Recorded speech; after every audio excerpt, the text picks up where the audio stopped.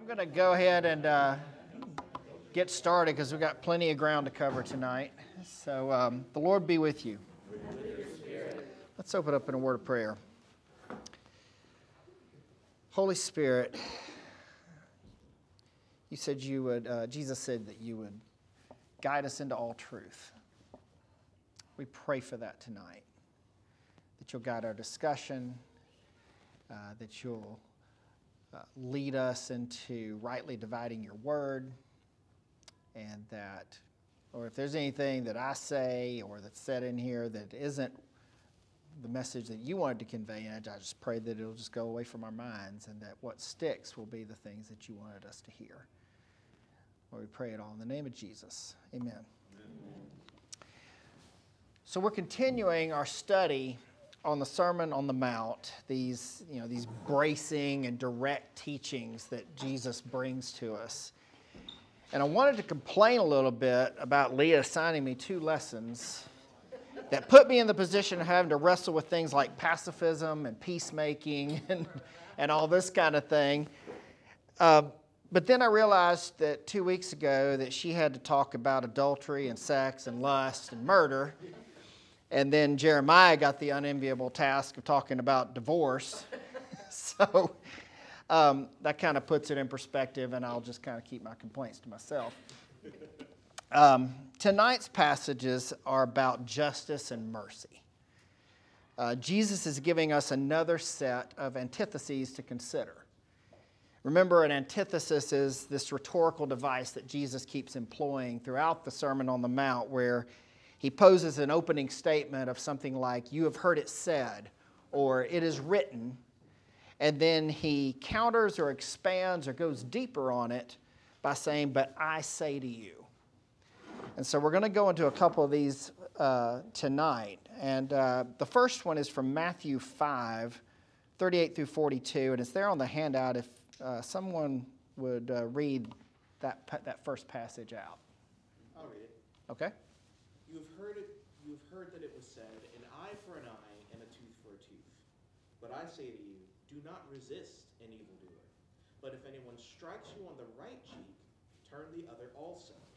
And if anyone wants to sue you and take your coat, give your cloak as well. And if anyone forces you to go 1 mile, go also the 2nd mile. Give to everyone who begs from you, and do not refuse anyone who wants to borrow from you. Word of the Lord. Thanks. So this is the famous turn the other cheek passage. We've heard this a million times if you've grown up in church. You've probably heard it even if you didn't grow up in church. The Torah passage that Jesus is referencing here deals with something called commensurable punishment. And it's a big $5 word to just say that the punishment should fit the crime. It should be proportional. He's drawing from a couple of passages, and I've listed them there. Leviticus 24:19 through 20 says that anyone who injures their neighbor is to be injured in the same manner. Fracture for fracture, eye for eye, tooth for tooth. The one who has inflicted the injury must suffer the same injury. And then in Deuteronomy, it says, show no pity, life for life, eye for eye, tooth for tooth, hand for hand, foot for foot. And so, in summary, what these passages say is that justice requires retribution.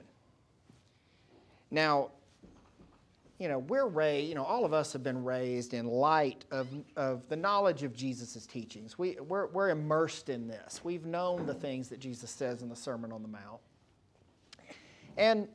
And we've also come through, the history of even like nonviolent resistance in our own country through things like the Civil Rights Movement and Martin Luther King.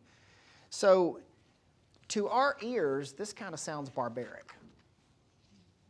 Foot for foot, eye for eye. I mean, we're going to knock somebody's tooth out because they did, And so, but what I want to maybe talk about here is what God's intention was with these principles in the Torah, because they're not quite what they look like maybe on the surface, because God was actually introducing a limiting factor for that time period.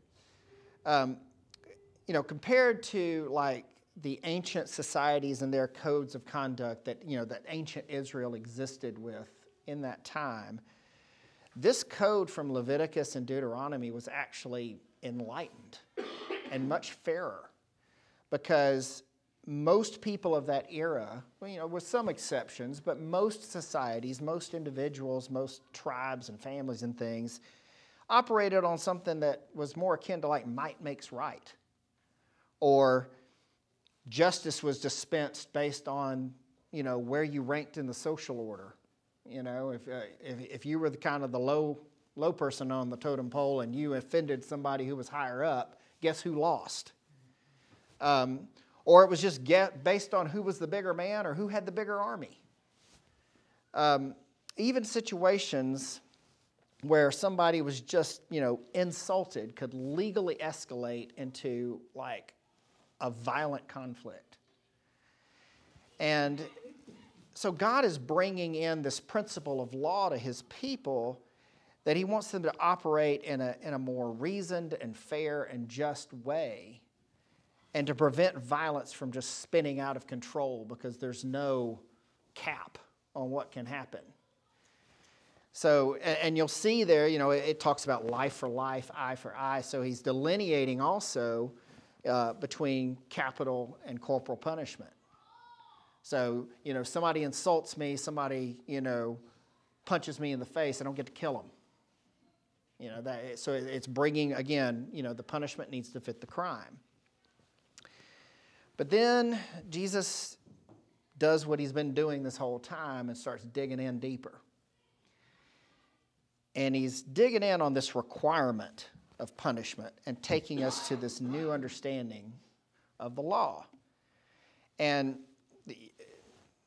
there's a term that you sometimes will hear when you're discussing the way that God reveals himself to his people over time, and it's, progressive revelation is one of them.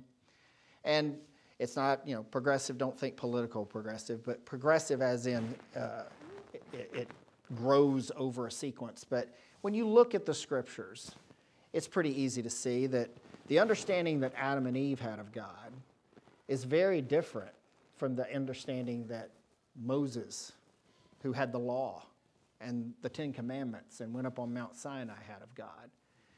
And then the understanding that Israelites who lived later, who heard from the prophets and heard from Isaiah and Jeremiah and God explaining himself. And then, of course, this continues until its absolute pinnacle in God revealing himself in the person of Jesus Christ. This is the ultimate revelation of who God is. You want to know what God's like? Look at him. You want to know what God thinks? Listen to him. And so this is kind of what's been happening, and now Jesus is building on that when he says it's not enough to just limit your responses and to just kind of this, the cap that I've put there. Like, that's not where I want you to be. I don't want you to merely resist killing somebody for stealing your property and causing you insult or minor harm. I want you to show mercy. N.T. Wright says that, sums it up, don't use violence to resist evil, to explain this passage. But I think Dietrich Bonhoeffer's quote on this, it probably is the most incisive. He says that Jesus actually is releasing his followers from this entire political and social and legal order that demanded retribution.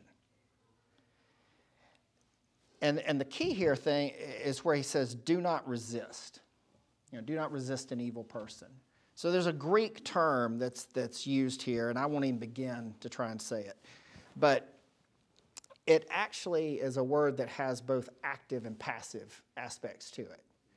So, the passive side of it is that you resist the urge to respond in kind.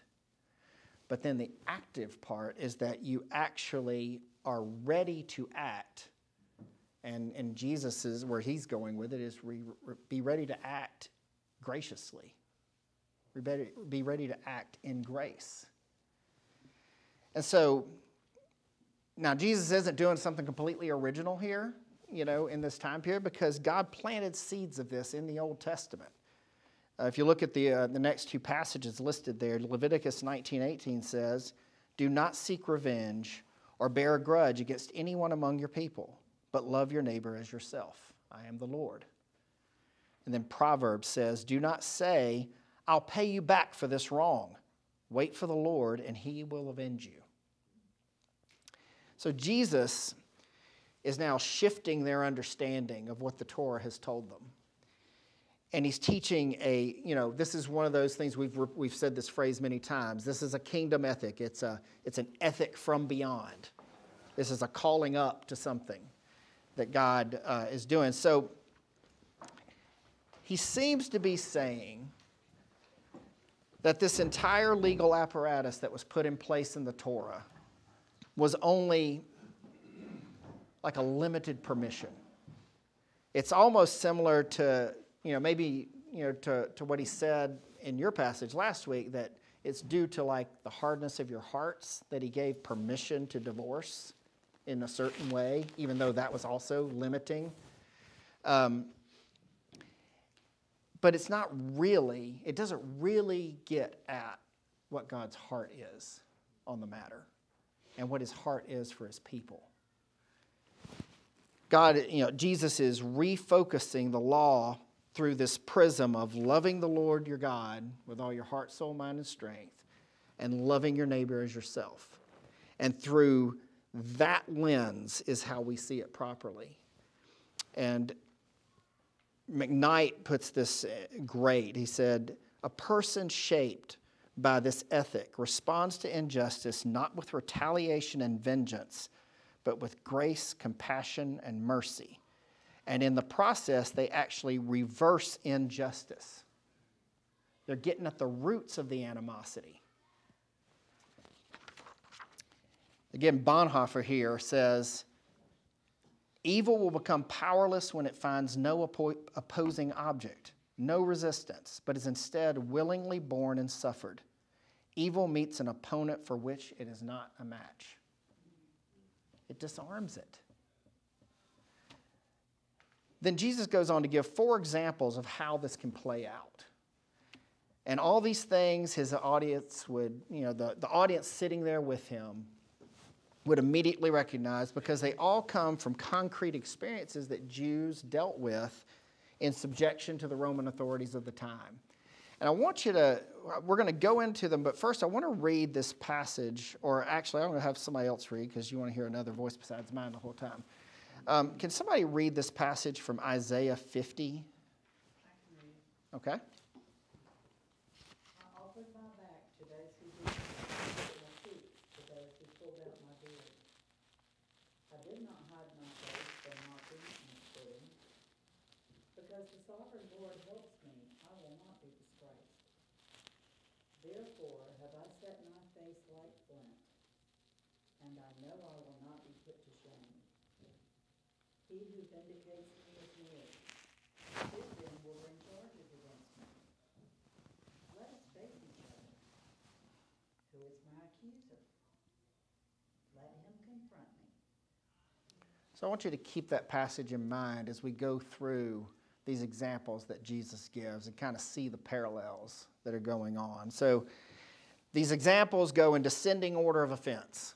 Like the top one is like being openly insulted. And then it goes down to being sued. And then being forced to aid or support the Roman military. And then just simply being asked for money. So the first one, if anyone strikes you. Now, being slapped, even now, is, a gross insult to a person's dignity. It's one of the most insulting kinds of things. It's so dismissive. It's almost better to get punched, honestly, in terms of the way it comes off. Some of the rabbinical writings over the centuries, and this is true, in first century Judaism, put a monetary value on getting slapped. And they even distinguished between the kind of slap. Because, you know, an open-handed slap this way was one thing. And it had like a certain sum that was paid out, you know, to the person that was struck. But if you did it this way, a backhanded slap, it was doubled. It was such an affront to the person as a human being. But Jesus tells them to scrap that altogether. Take the slap and then offer them the other side. Like, take the open-handed one and then see if they want to give you one of these to hit you on the other cheek. And this, paralleling Isaiah, is what Jesus himself did. And I put the reference there, Matthew 26:67, where Jesus is getting slapped and punched in the face. He says, if anyone wants to sue you. So he talks about taking, you know, if they want to sue you for your shirt, you give them your coat also. So back then, most of the men wore an outfit that consisted of two parts for you know, might have some accessories and things like that. But the basics of it was there was like an under, you know, a thing that was more like a tunic or a shirt. And then over that was like a cloak or a robe. And they wore these things pretty much everywhere. But the robe was the most important, that cloak that you wore. Because it was used like as a cover and a sleeping blanket, especially for people who maybe found themselves sleeping outside a lot, like shepherds or whoever that worked outside. And in fact, it was prohibited in the law to take it from anyone for any length of time. So if you look at, I won't read them, but Exodus 22, 26 and 27, and Deuteronomy 24, it discusses this, that you can't keep the person's cloak or the person's robe. But then here comes Jesus saying, oh, well, they're suing you for what's legal, which is the shirt or the tunic. Give them this also. Give them go relinquish your rights in the law for your robe. And again, we reference with Jesus in Matthew 27:35, where they strip him of his robe. If anyone forces you to go 1 mile, go with them 2. So the Roman soldiers of this time had a legal right to do this. They could essentially temporarily enlist any occupied people, like the Jews or anywhere else in the Roman Empire, to compulsory work to aid the Roman Empire. It might be, you know, they're walking down the road and you've got a little wagon that comes along and you have to carry us down the road for 1 mile, or carry our gear for us, or anything like that. You have to assist us clearing this out, whatever it is.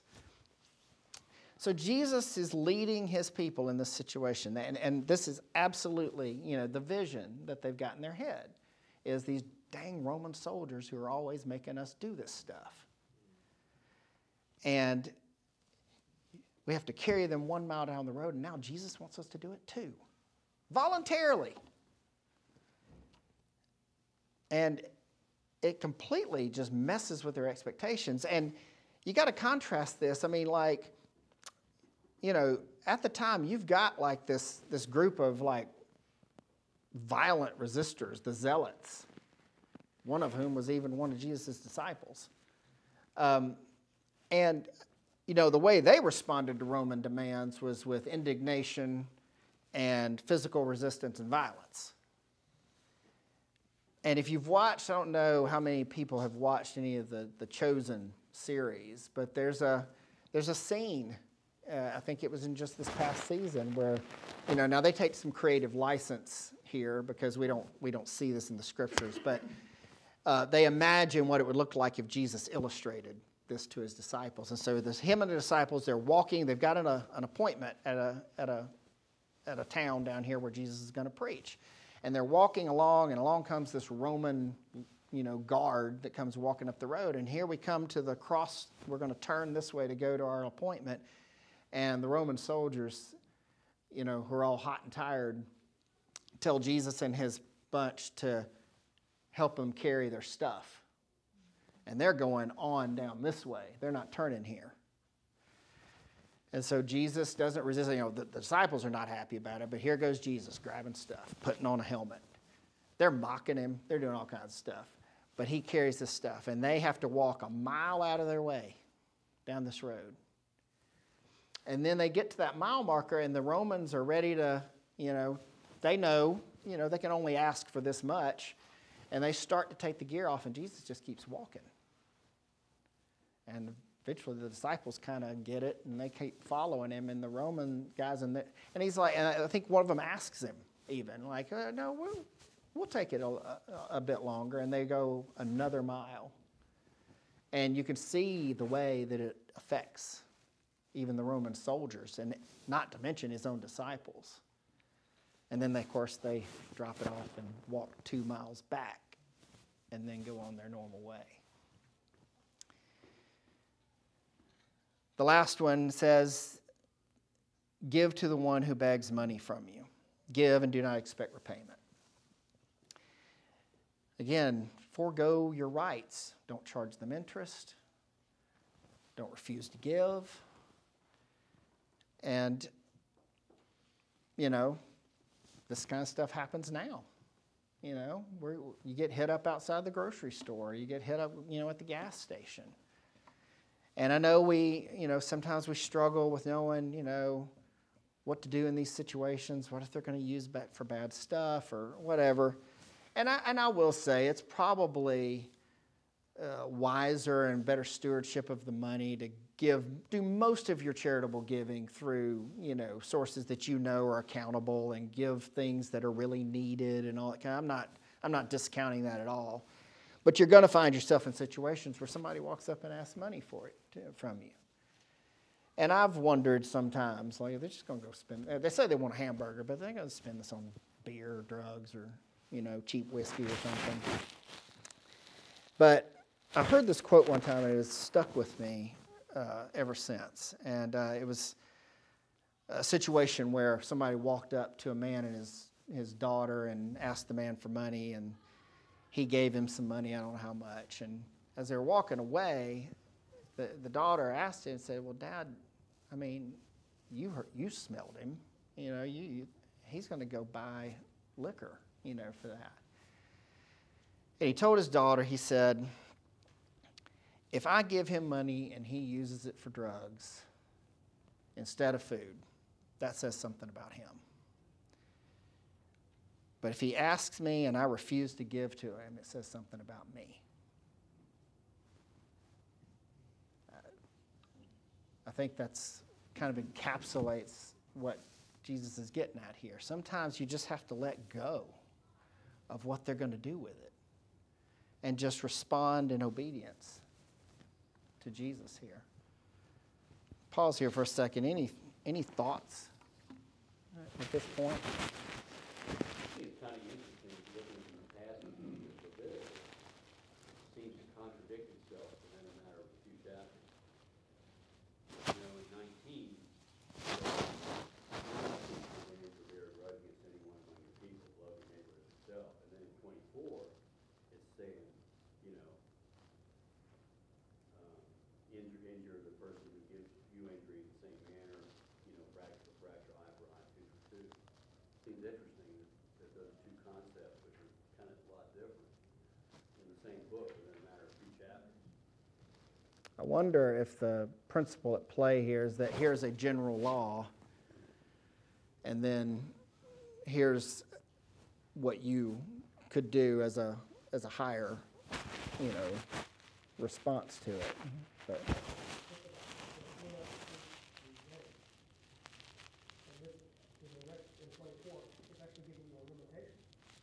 okay. So maybe like extra legal revenge, like going beyond what you're allowed to have under the law, might be a possibility there. You talk about that in the sense that family, like, you discipline a child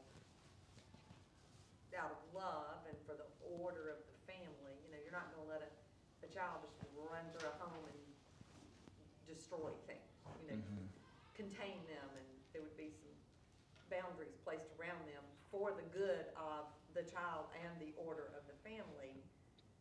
To me, 24 is more talking about that, and it's just first reading of it, and 19 is talking about something in here where, I would be somehow out to get my child if they broke my favorite vase, as opposed to containment for the good of the child and the whole of the family. The seeking, seems like to me, seeking revenge is key. Yeah. Or holding on to,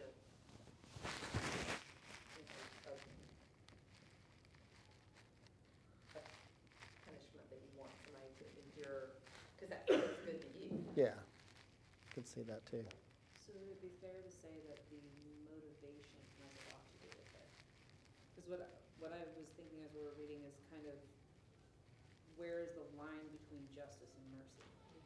So if somebody does something illegal, there are repercussions for that. Whereas if I'm at work and a coworker is talking about me behind my back and I overhear them, it is not my Christian duty to seek out confrontation and cause problems with that. It would be more along the lines of letting that go and offering grace.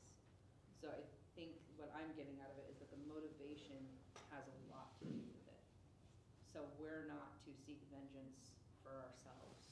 We're not supposed to actively seek out causing harm to someone because they caused harm to us. Or that Yeah. doesn't mean that there's not a time for justice and repercussions for people's actions. I think it's all good. I mean, there's a lot of possibilities there. I do think there's probably when I kind of put all that together, I think there is still God's kind of going back to this. I'm putting some limits on what can be done here, and the norm for the day was just get revenge, however you got it, and to whatever degree you could inflict it, kind of thing. And so God's kind of taken that off the table. I mean, all of these things are hard, sayings. This is hard stuff. I mean, I am not inclined naturally to turn the other cheek when somebody insults me. I'm not inclined to be taken to court and offer them more than what they're asking. That's not my way.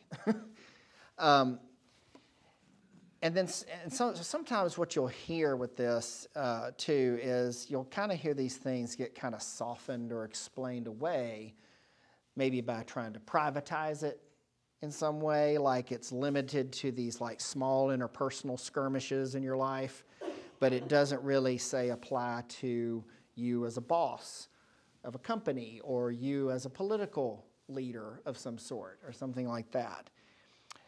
But that is a man-made distinction that Jesus is just not offering us here. It's just not there. You can look through, you can sift through it 6 ways from Saturday, and you're not going to find Jesus letting you off that easy. The public and private spheres both fall under the command of Christ. They're both subject. And whatever I am in my private life as a Christian, I'm supposed to be that person in my public life. There's a call to live consistently across the public and private areas of my life that I can't be two different people. And that's, of course, that's an ethic from beyond. That's God speaking something into us that really can only come from Him, because this is not natural, folks. Now, that also brings me, like I said before, to another kind of talk on this idea of pacifism. It just so fell into my lap that this is the way the lessons worked. But to be honest, I'm just going to put my cards on the table. I honestly don't know exactly where I fall on this.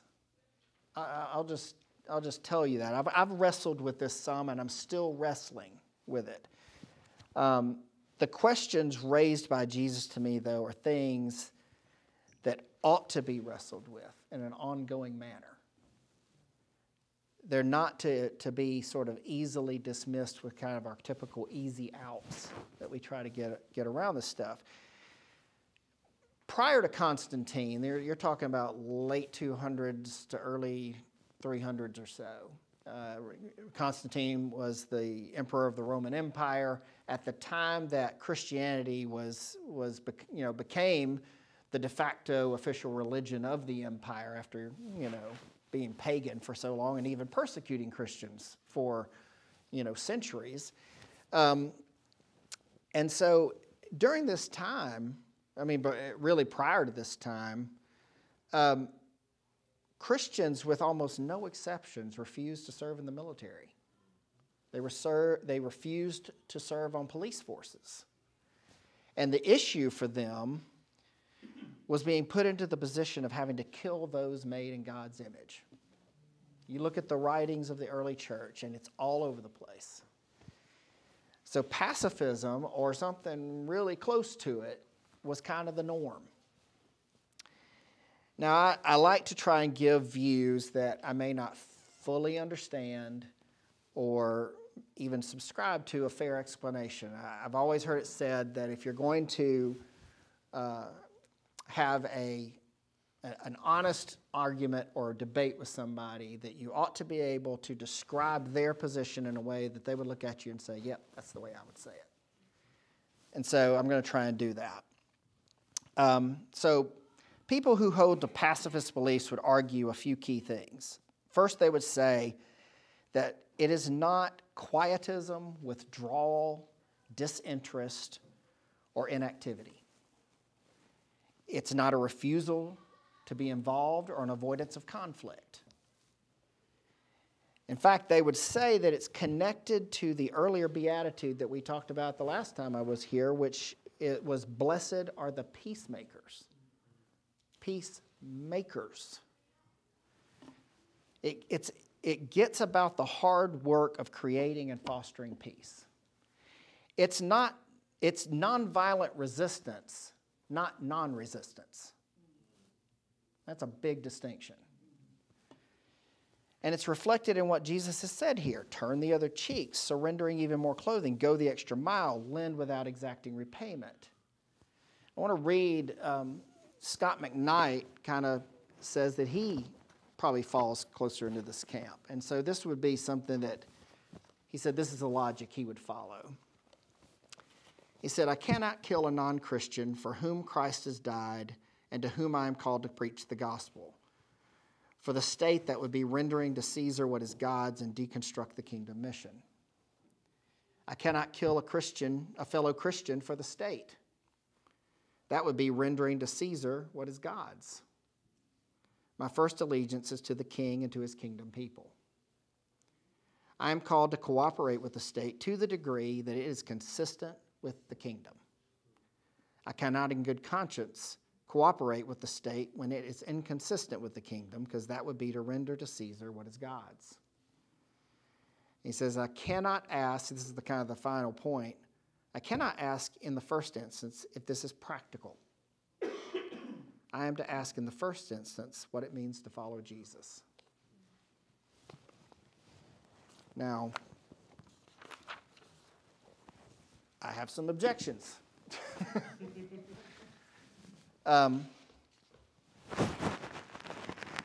he mentions some of these in the book.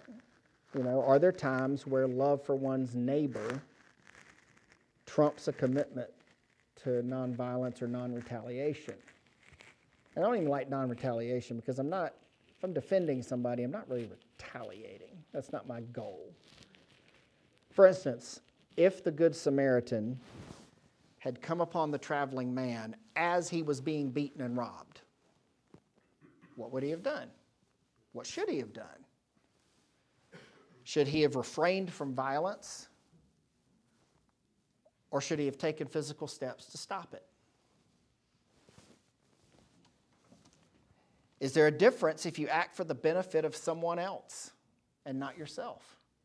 Like if I'm defending someone who's defenseless or someone who's weaker against a more powerful person. I'm not doing this for me. In fact, I'm putting myself at risk. see what I mean? Like, easy, pat answers to this stuff don't exist. They're very hard to come by, at least, when it comes to the ethic that Jesus is putting out here. And, I mean, we can all, if I polled the room, I could probably get a lot of reasons why this is impractical. I mean, just being honest. But it goes back to what I said a few weeks ago, is that our bailout position cannot be, is this practical or is this easy?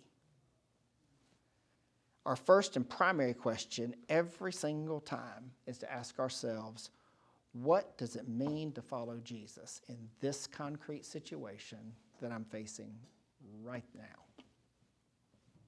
That's the question. Now, I don't want to go too far into this, but another theory that gets tossed about is kind of a just war theory. This was a theory that was developed after this time. I believe probably Augustine is probably the one who first discussed it. Aquinas later expounded upon it. Many people have done so since. And this is a very high overview of it because you can get into the weeds really quick. But the basics of just war theory, this is why can a country go to war? A Christian-led country or a nation that calls itself Christian. The two basic things is that there has to be a right or just reason, and then there has to be right or just conduct in enacting the war. And so things like right reasons, are things like, it can't just be anybody. It has to be initiated by like a political authority within a system that allows distinctions of justice, and I'll kind of talk about that in a second. That there's a good probability of success using just means. In other words, if I kind of survey this thing and I realize there's no way to win this war without doing some really evil things, then I can't go forward. It's truly a last resort. You've exhausted diplomatic means, you've exhausted negotiations, you've, sanctions, whatever it happens to be. You've made every real effort, not just a show, but a real effort to avoid bloodshed and conflict. And it also means using smaller interventions first rather than just going immediately to full-on, blitzkrieg kind of thing. And then, of course, it has to be for a just cause. It can't be just for recovering property or punishing the other side for doing something to us. Innocent life must be in imminent danger, and intervention must be used to protect life at all costs. And then things like the conduct is that, we distinguish between enemy combatants and civilians that are unarmed and just caught in the middle. We don't bomb civilian areas that don't have legitimate military targets. There's a proportional response. It's kind of going back to the eye for an eye thing a little bit. They don't do this little thing and then we obliterate a city. Don't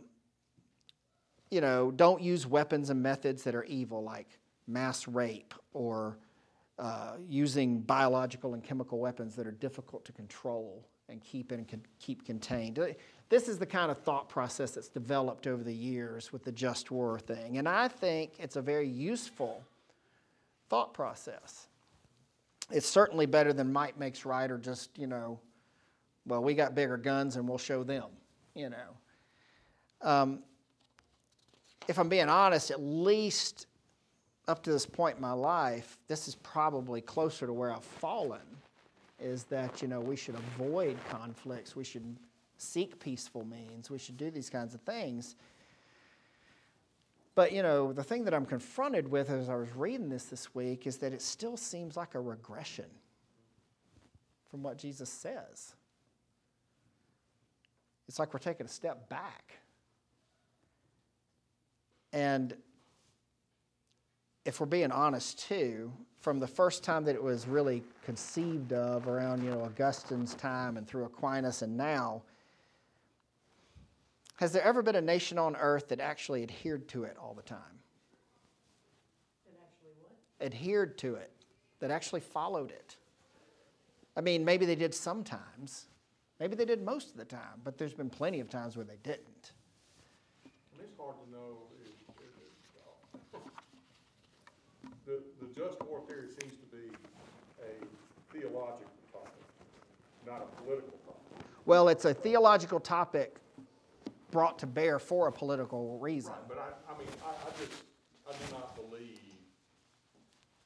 the question, well, I'm speaking and I have no idea, but it just doesn't seem that just war theory is ever presented as in the rationale for one nation going to war with another nation.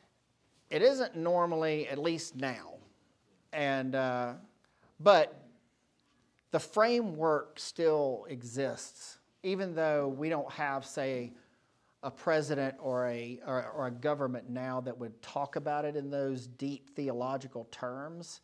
The general framework of why you see this process before we go to war, we use diplomatic things. We try to get a coalition of people together, and we bring sanctions, and we do this. Like there's these steps. We, at least as the United States, generally don't just go in guns blazing right out the gate. That's a fruit of a history of just war theory kind of thinking that's just stuck. We don't follow it to the T, but it's still there. There's still the vestige of it that's around. Part of the byproduct is like the United Nations Articles of War. That's what evolved from, and that's what we based a lot of that off of. Right. To try to get the world on a consensus as to Right. What's acceptable. They've despiritualized it and kind of stripped it of its theological, foundations, so to speak, but the framework's still in place in a lot of ways. Again, and I don't want to get us off and going down a rabbit trail or anything. Tell us about it, General. But I will tell you this, it seems that, well, speaking for the United States, the people of the United States get tired of the war. I mean, it seems to me that the decisions made, what am I trying to say? There's a sense among the people as to whether the war is a good war or not. I mean, reading history, even World War II, the good war, the people that were, the nation was getting tired. Oh, yeah. And we were losing thousands and thousands of men, by the month. Right. So the nation, it's even for a war where everybody agrees it was legitimate and probably just, but the people seem to the support and the people seem to get a sense for what's going on, and they get tired of it. Well, But You know, a the- better example to really pinpoint what we're talking about is what's going on in Israel right now. And Israel turned the other cheek quite a lot as Hamas and Hezbollah for over a period of a long time rained in all these missiles and came through these tunnels and did various attacks and exploded things, and then they came in about a year ago and slaughtered about 1,400 people and did all kinds of atrocious things. And now Israel is attacking about a 3 or 4 front war right now. And let's contemplate whether or not that's justified. They're wrestling with it right now. I mean, those are the discussions that are going on in the United Nations, in our own government, in Israel, because, I mean, Israel's not a monolith. There's people in the government who see it the way that, say, Netanyahu sees it, and then there's others who are in his own government who are like, hey, wait, this is a little much. So, there's a lot of delay, like, even past whether or not they were justified in responding, it's how you respond. What do you do? Who gets caught in the middle? The way to win a war not to respond exactly how you were attacked. You have to respond more forcefully and with more power if you're going to win the war. Otherwise, it becomes a protracted thing like Moses talking about, and everybody gets tired of it, and then nobody wins, and you're back to the status quo. Well, none of the, that's the whole thing right there, is that none of this exists in a vacuum. We've got the words of Jesus. We've got this just war framework that was one attempt at kind of wrestling with Jesus' words and how it intersects with political stuff. And then we've got, the ever-changing winds of political will in a country, where people get sick of it or people get tired of, worrying about their son being pulled into this and sent off over there. And but you can see kind of like, when you get into this and you start kind of wrestling with this, you realize that, the just war theory's got a lot to commend itself, for, but there still seems like there's a lot of kind of slippery spots on it. The just war theory, I don't think contemplated a relatively modern development where combatants are embedding themselves within civilians. Right. So it's kind of hard to avoid hitting civilians when the combatants are intentionally embedding themselves there. Yeah. Which tremendously complicates the whole thing. Probably being a compliment, all right, they had swords. You can only have as many guys of your men go out, fight with the swords, fight another means with swords, and now, we can just launch some missiles, and 5 minutes later, there's no cities. As you can see, like, I'm sorry, you probably came to this class for some clarity. and something that Suspect if you thought you had answers to this one. something that resolved some of these dilemmas a little more neatly. So I can present to you the merits and the exploration of like pacifism or just war theory or, this kind of stuff. But this is exactly what was going on in the minds of Jesus' listeners. They're thinking about the same kind of stuff. I think Jesus said things the way that he said them because he meant to make them uncomfortable. It was on purpose. And so if you're squirming here like I am, then you're in good company. I just think that we should all resist the temptation to hurry towards relieving the discomfort. That doesn't do Jesus' words justice. I think it's good for us to have to wrestle with it. And have to wrestle with it every time, not to come up with a pat answer that we can just kind of, a template that we can run with the rest of our days. No, it's like, again, in this situation that's facing me right now, or that's facing our country right now, what does it mean to follow Jesus now? Brian, I keep thinking about it. We think of this eschatologically. We live in that space of not yet. The kingdom has come, and yet it has not fully come. Right. And so to your point about the discomfort, maybe coming to the place where we are willing to live in the discomfort, because that is where we are in time. Jesus has come, and he has said this, and it is uncomfortable.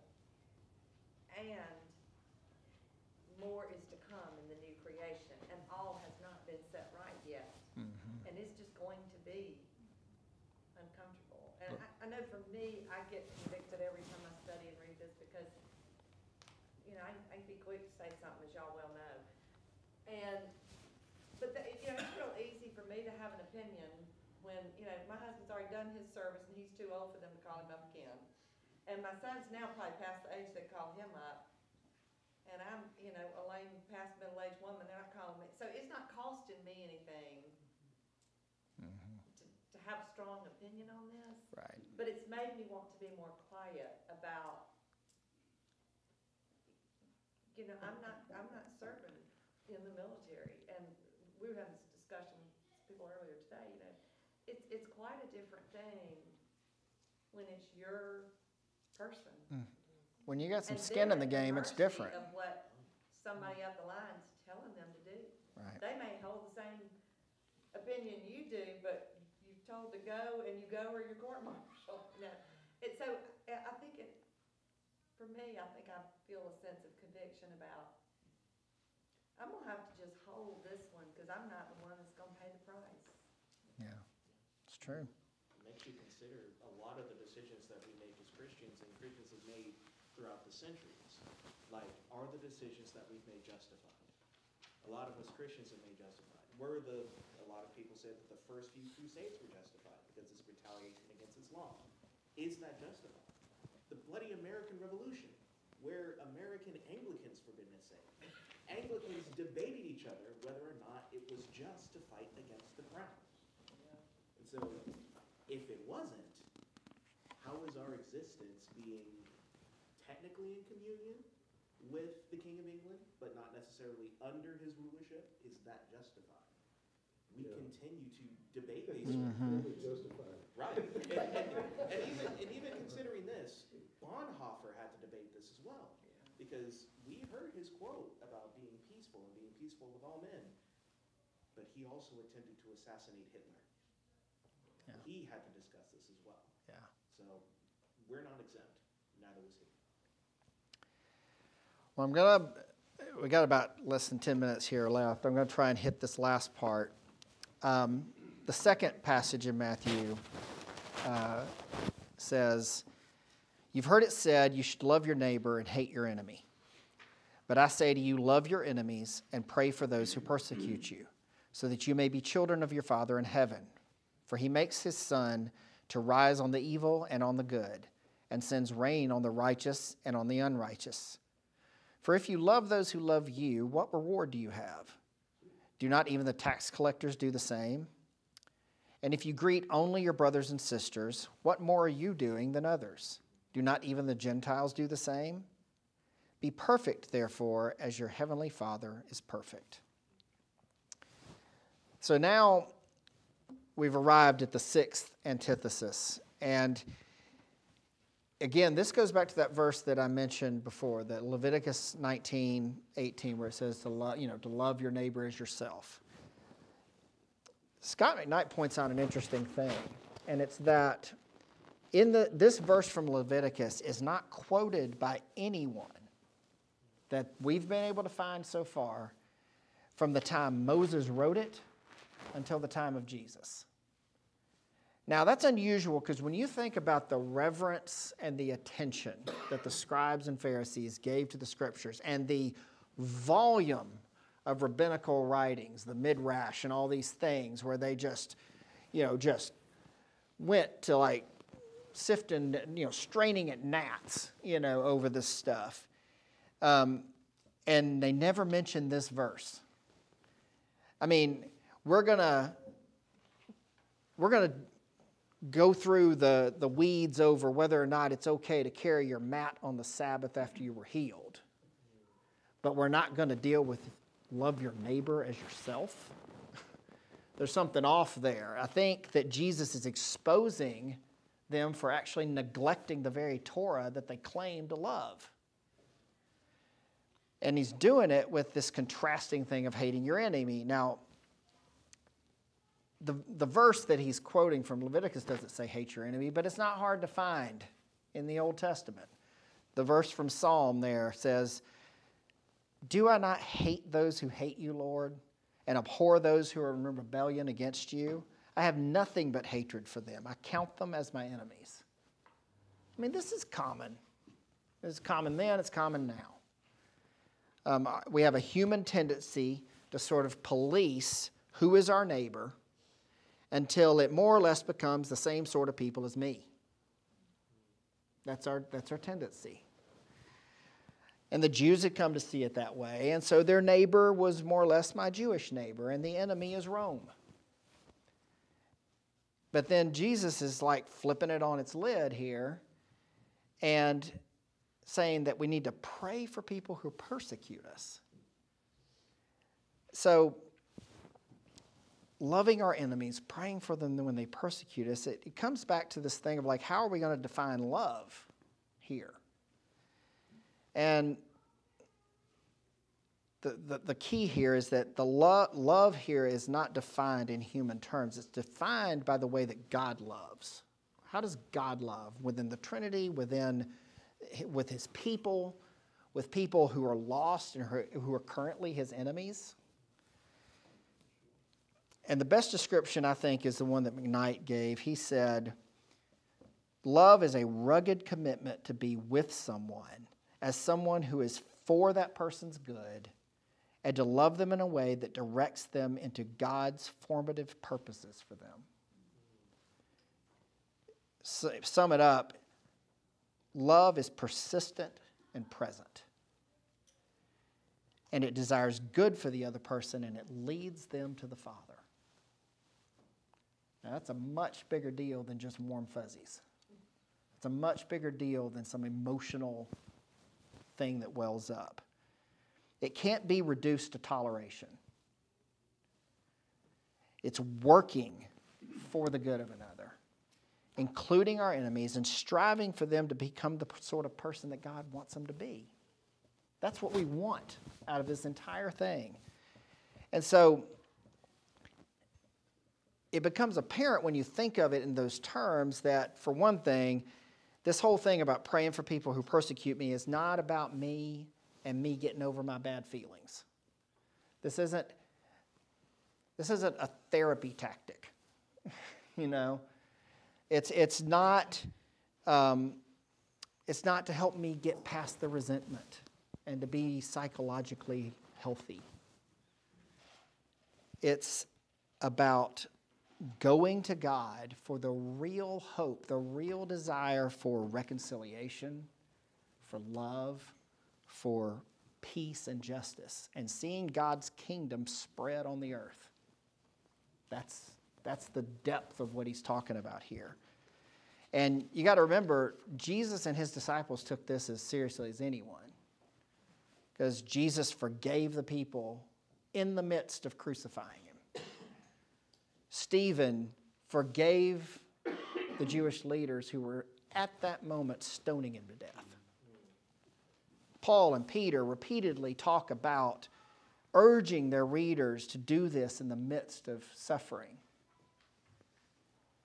And so you notice now that Jesus connects this. He says that doing this, you'll be children of your Father in heaven. It's that same thing that he said about from the seventh beatitude about peacemakers. Again, it's the hard work of making peace.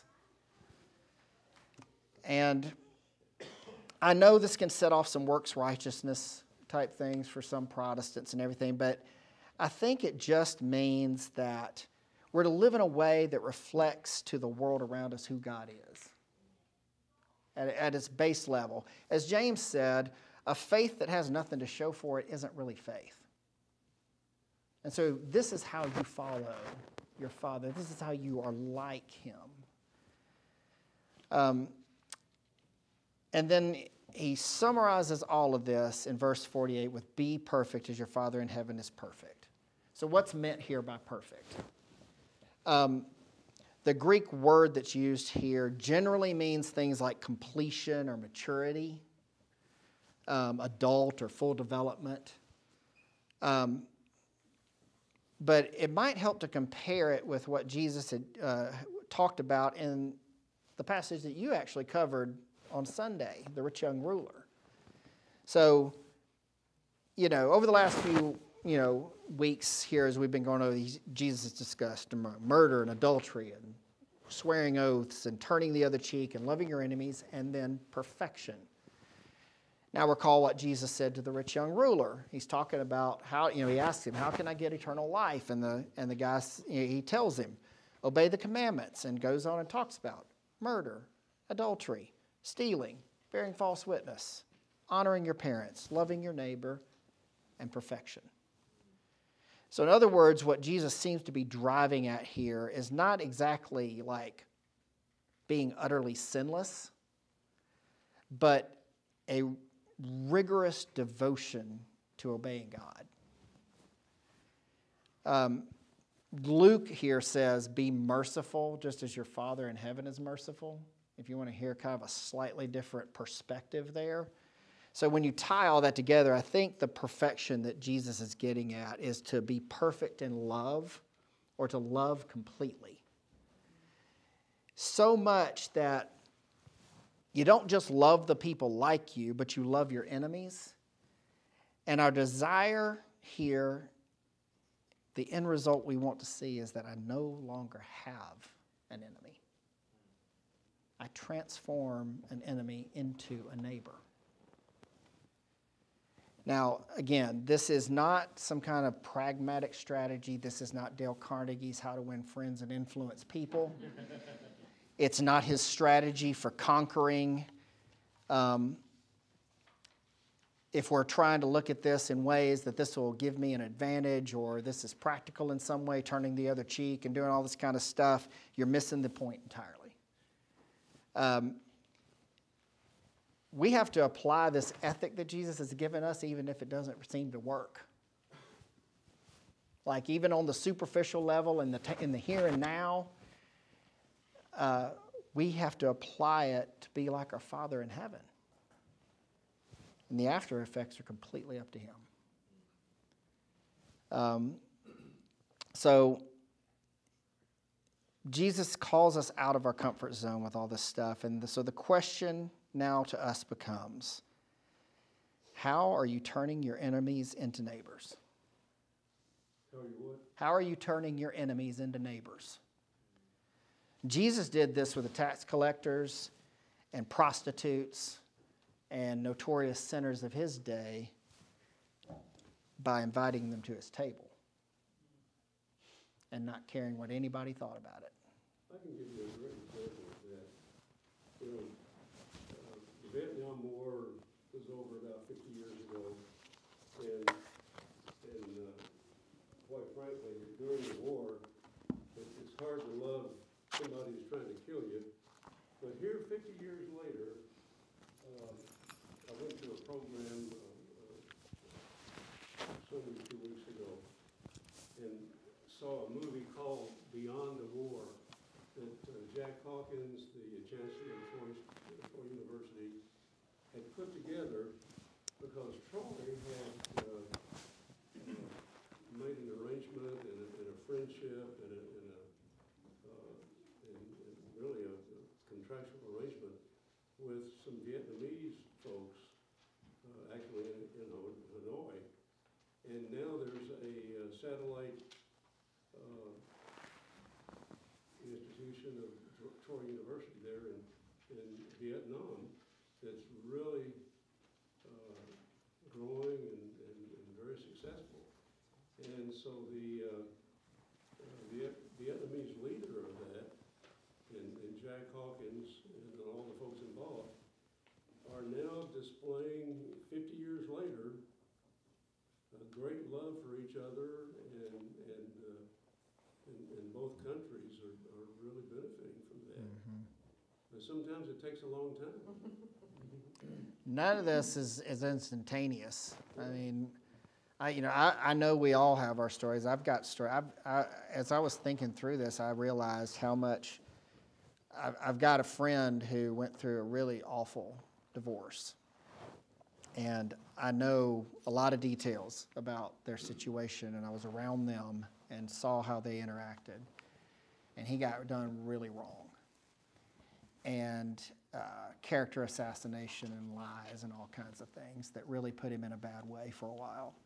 And I realized it's been like 10 years since this has happened, and I'm telling you right now that I had to admit that there's this little part of me that still relishes the thought of if I saw her and had a few minutes to tell her what I really thought of her, that I would blast her doors off.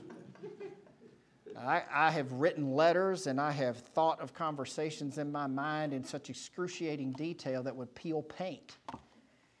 And I'm still angry. And I've tried to forgive, and I don't dwell on this all the time. But I realized, even reading this, that I've got a long way to go on some things like this.